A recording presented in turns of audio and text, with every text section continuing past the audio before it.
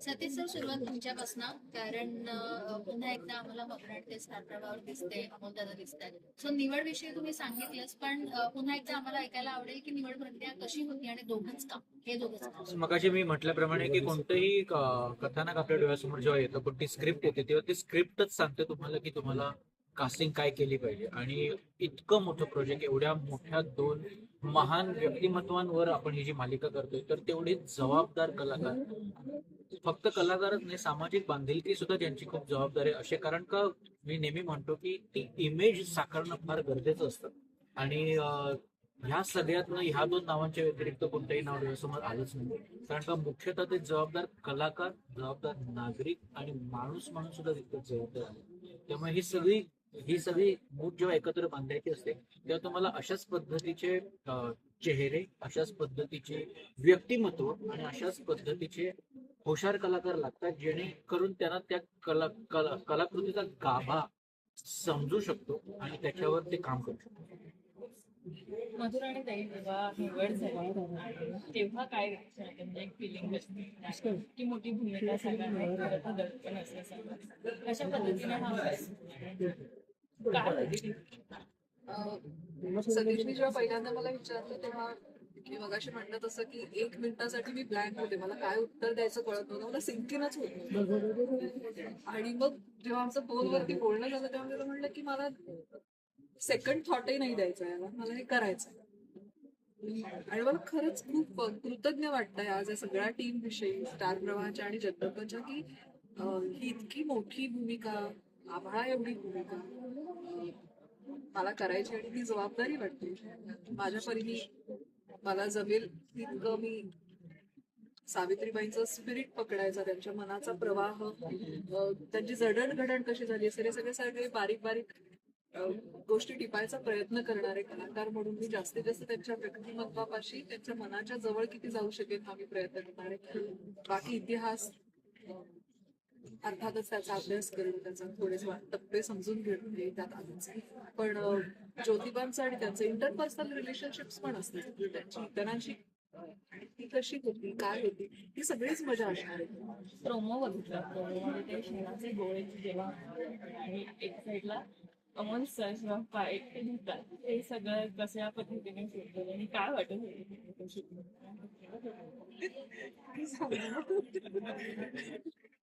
नाही, पहिल्यांदा actually script वाचलं तेव्हाच डोळ्यात पाणी आलं, अंगावर काटे आले, की हे तेव्हा खरं तर मला पहिली जाणीव झाली की आता आपण काय करायला निघालेलो आहोत आणि हे कसं कसं शेपअप होत जाणार आहे. आणि मला वाटतं अख्खी सिरियल याचंच एक एक्सटेन्शन असेल अशी मला खात्री. अमोल सरांना विचारायचं, सर एकीकडे निर्माता ही मोठी जबाबदारी आणि त्याहून मोठी जबाबदारी म्हणजे भूमिका. आता किती दडपण आले या दोन्ही जबाबदारी साकारताना? नक्कीच दर्पण म्हणण्यापेक्षा ही एक काय म्हणतो, हा आनंदाचा प्रवास असतो जेव्हा तुम्हाला इतक्या मोठ्या व्यक्तिरेखा साकारण्याची संधी मिळते. स्टार प्रवाहावर राजा शिवछत्रपती नंतर पहिल्यांदा पुन्हा इतकी मोठी भूमिका मी जवळपास 2008 मध्ये राजा शिवछत्रपती नंतर आता जवळपास 17 वर्षांनंतर पुन्हा स्टार प्रवाहावर ही मालिका करतो. आणि हे करत असताना सतीश सरांचे फार मोठं क्रेडिट आहे, कारण सुरुवातीला जेव्हा ही भूमिका करायची का, तर वेळेची गणितं कशी जुळणार, आता असणाऱ्या व्यापातून आपल्याला वेळ कसा देणार, हे अनेक प्रश्न असतात. सतीश सरांनी एकच प्रश्न विचारला, सर ठीक आहे तुम्ही सामाजिक क्षेत्रात काम करता, पण मग समाजाप्रती आपण जसं काहीतरी देणं लागतं, हे या मालिकेतून आपल्याला हा इतिहास जो आहे हा सांगणं हे कर्तव्य तुम्हाला वाटत नाही. आणि त्यांच्या एका प्रश्नानंतर माझं होतं की होय, आपण वेळ ऍडजस्ट करू आणि हा इतिहास समोर आणू, कारण इट वॉज लॉंग लिव्ह. तुम्ही जर आज बघाल तर ज्या सावित्रीबाई फुलेंमुळे, क्रांतीज्योती सावित्रीबाई फुलेंमुळे हा एक संपूर्ण समाजामधल्या महिलांसाठीचा एक दरवाजा उघडला गेला. त्यांच्यावर एकूण किती कलाकृती आल्या आतापर्यंत, याचं जर तुम्ही उत्तर बघितलं तर तुम्हाला कळतं की स्टार प्रवाहाचं यामध्ये पुन्हा एकदा योगदान किती मोठं आहे. मला तीच भावना जागी झाली की जेव्हा राजाश्व छत्रपती करत होतो तेव्हा भावना ही होती की महाराजांवर कुठलीही मोठी मालिका ही तोपर्यंत झाली नव्हती. आणि त्याच पद्धतीनं आता स्टार प्रवाहाच्या खंबीरपणे पाठीमागे होते. मला वाटतं हा इतिहास समोर मांडत असताना तुम्ही दडपण विचारलं, पण जेव्हा तुमच्याकडे कलाकारांची खंबीर साथ आहे, तुमच्याकडे संपूर्ण टीम आहे आणि स्टार प्रवाहाची वाहिनी ठामपणे पाठीशी आहे, दडपण येत नाही, उलट ती जबाबदारी येते खात्यावर की हा इतिहास पोचवला. अनेक वर्षांपासून पाहिलेलं हे स्वप्न आहे जसं तुम्ही मगाशीच म्हणाला, आज ते शेवटी पूर्ण होतंय आणि प्रेक्षकांसमोर जातंय. काय वाटतंय? म्हणजे मगाशी सतीश सर म्हणाले तसं हो, मी माझ्या ही मालिका मी का करतो, काचं उत्तर हे आहे. ही मालिका मी माझ्या आईच्या प्रती कृतज्ञता व्यक्त करण्यासाठी करतो. ही मालिका मी माझ्या लेकीच्या समोर प्रेरणा ठेवण्यासाठी करतो. आणि ही मालिका मी माझ्या बायकोला होय मी ठामपणे तुझ्या सोबत राहील हे आश्वस्त करण्यासाठी करतो.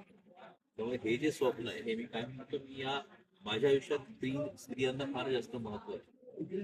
म्हणजे आई, जिला आवडलं तर सगळ्यांना आवडतं. बायको, जिला आवडलं तर नावं ठेवणारं दुसरं कोणी उरत नाही. आणि मुलगी, जिच्या डोळ्यांमध्ये जेव्हा आपल्याला चांगलं वाटतं तेव्हा आपण जग जिंकल्याची भावना येते. त्यामुळे ही मालिका माझ्या लेकीसाठी, माझ्या आईसाठी, माझ्या बायकोसाठी. मधुरा आणि ताई, जेव्हा कळालं ही जोडी प्रेक्षकांसमोर येते, काय रिएक्शन होते तुमचे?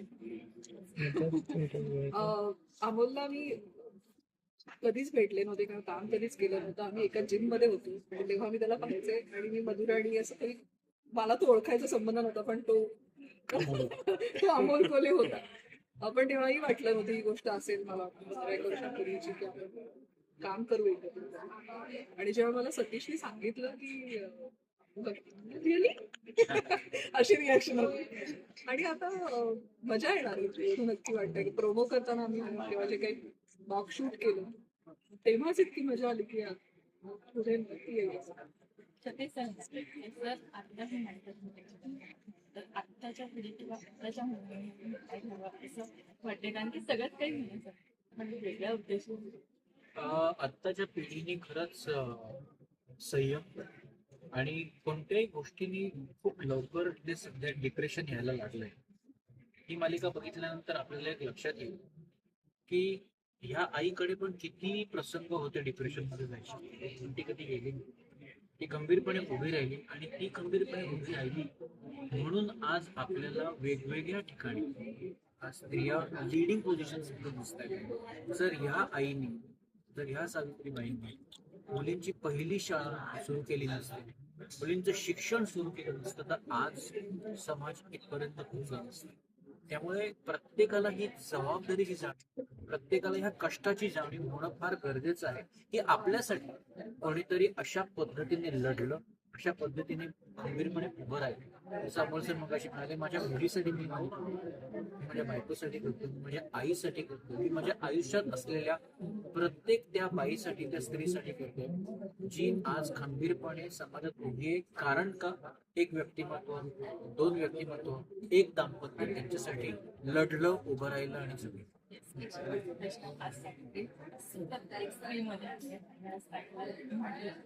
त्या सावित्रीला आज थँक्यू म्हणायचं असेल, काही म्हणायचं असेल तर ते काय? मला या विचारानेच खरं तर थरकाप होतो की जर 250 वर्षांपूर्वी या जोडप्याने हा विचार केला नसता आणि हा संघर्ष केला नसता, तर इथे उपस्थित असलेल्या सगळ्या आपल्या मुलींची आणि देशभरातल्या मुलींची आज खरंच काय अवस्था असते. आपण आज एवढ्या मोकळेपणाने, आत्मविश्वासाने, आत्मसन्मानाने जगू शकलो असतो का? आज जितक्या गोष्टींमध्ये आपण आज धडाडीने काम करतोय ते करू शकलो असतो का? आणि सतीश म्हणाला ते मला 100% वाटतं की मी मगाशी म्हणाले तसं सतीश की आदर्शच नाहीये आजूबाजूला बघायला. पटकन छोट्याशा गोष्टींनी आपण नाराज होतोय, खट्टू होतोय, हार मानतोय.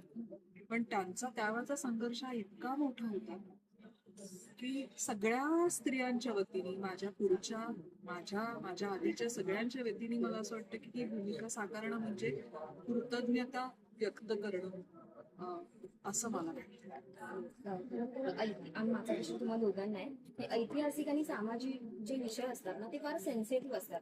तो या प्रकारच्या भूमिका करताना प्रेक्षकांना ही भूमिका कितपत आपली आवडली पाहिजे यासाठी एक अभिनेता किंवा एक अभिनेत्री म्हणून तुम्ही किती तयारी करता याबद्दल काय सांगा? मी उत्तर दिलं की मला असं वाटतं की अर्थात सामाजिक भान आहे आणि ते असणं अपेक्षित आहे प्रत्येक कलाकाराला. आणि म्हणूनच त्या भूमिकेसाठी निवड होत असते की त्यांना कमीत कमी समजेल काय आहे आणि काय असायला हवं, काय होत नाही.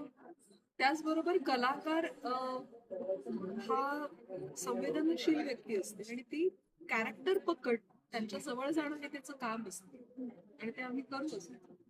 थँक्यू सो मच तुम्हाला सगळ्यांचे आभार. सतीश कारण सर. मोठी तुम्हाला एक प्रश्न आहे की महाराजांचं चरित्र असेल, त्याच्यानंतर डॉक्टर बाबासाहेब आंबेडकर आणि आता सावित्रीबाई, म्हणजे ज्या महापुरुषांचा आदर्श नेहमीच काय म्हणतात सर्वार्थाने देशभरात जगभरात घेतला जातो, अशा सगळ्याच महापुरुषांवरच्या मालिका स्टारवरती येत आहेत.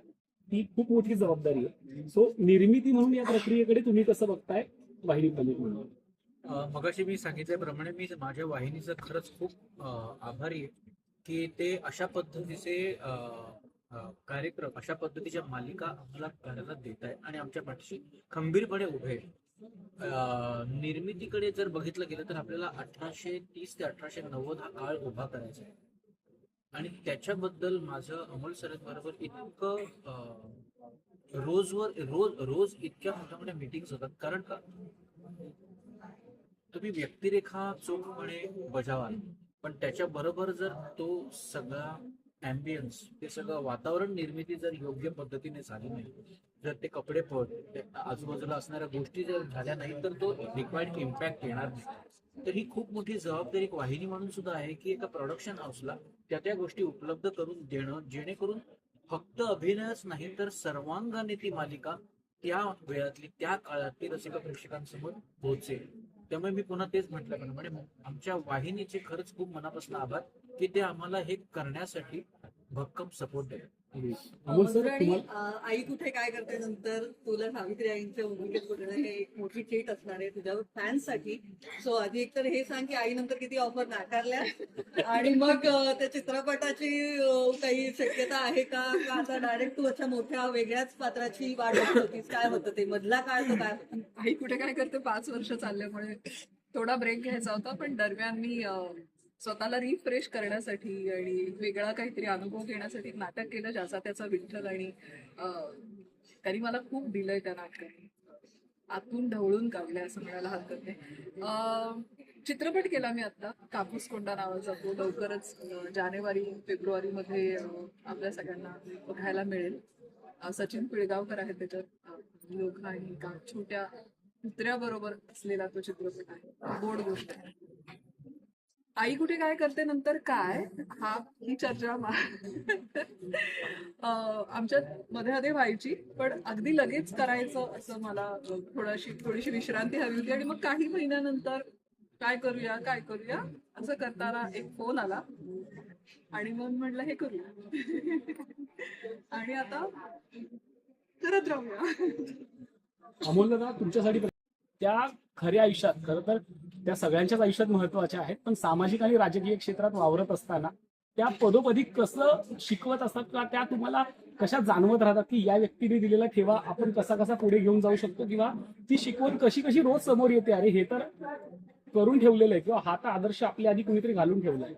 खूपदा हे होतं आणि हे निदर्शनाचे तर मी मगाशी जसं म्हणालो की मतदानाचा अधिकार हा केवळ भारतामध्ये पहिल्या दिवसापासून स्त्रियांना आहे. तो अमेरिकेतही नाही आणि इंग्लंडमध्येही नाही, ज्यांना लोकशाहीची जननी म्हटलं जातं.